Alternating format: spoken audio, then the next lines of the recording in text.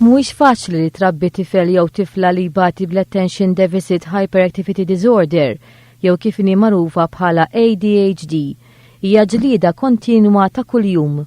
Barra li jirrikjedu ħafna enerġija, trid toqgħod b'seba' għajnejn magħhom għax l-aġir tagħhom huwa inkontrollabbli. Din il-kundizzjoni twassal għall-imgieba diffiċli u bi problemi fit-taghlim. Jispjega Sir Chris McGowan hija kundizzjoni li mhux kulħadd jifhimha.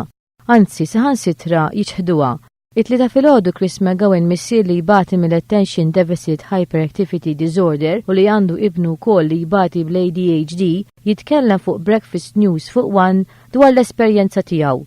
Jgħid li fl-iskola huwa bata u jixtieq li s-sitwazzjoni li għadda minnha hu tinbidel għaliex fi kliemu s-sistema edukattiva mhix adatta għal min isofri bl-ADHD.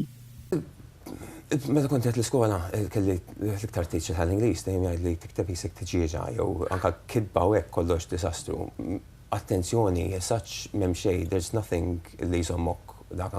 Infatti kont spiċċajt mill-iskola ma għamiltx eżamijiet xejn. But l-ADHD it's not a negative thing as long as you know how to control it. It's xejn, it's beneficial as such. Dik għad il-problema, huma taw dik l-istigma ħaġa li anke smajt tobba jgħidu wkoll u anke people in the education department jgħidlek dana ħadd timbraħ bl-ADHD, ħadd tibqa' miegħu ħajtu kollha.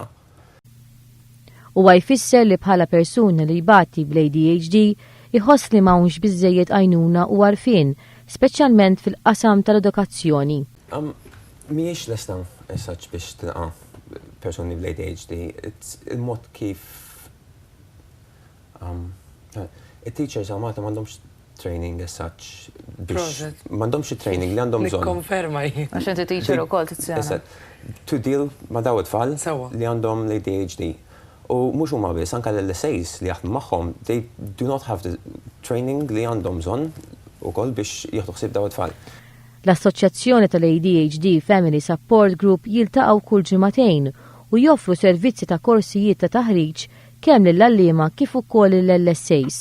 McGowan wera x-xewqa li s-sitwazzjoni fis-sistema edukattiva tinbidel mill-iktar fis biex bekk dawn l-istudenti jiġu trattati aħjar u ma jitilfux mill-istudju li tant iħossuha diffiċli biex isegwu. F'Malta ma teżisti ebda statistika uffiċjali dwar persuna milquta bl-ADHD, kundizzjoni assoċjata ma' tfal l-aktar subien minħabba n-natura tal-karattru.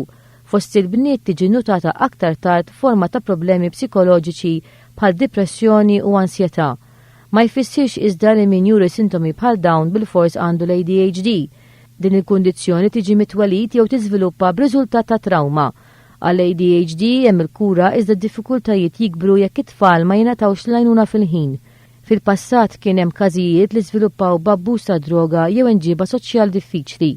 Madwar id-dinja l-kundizzjoni taffettwa bejn 3 u 5% ta' tfal.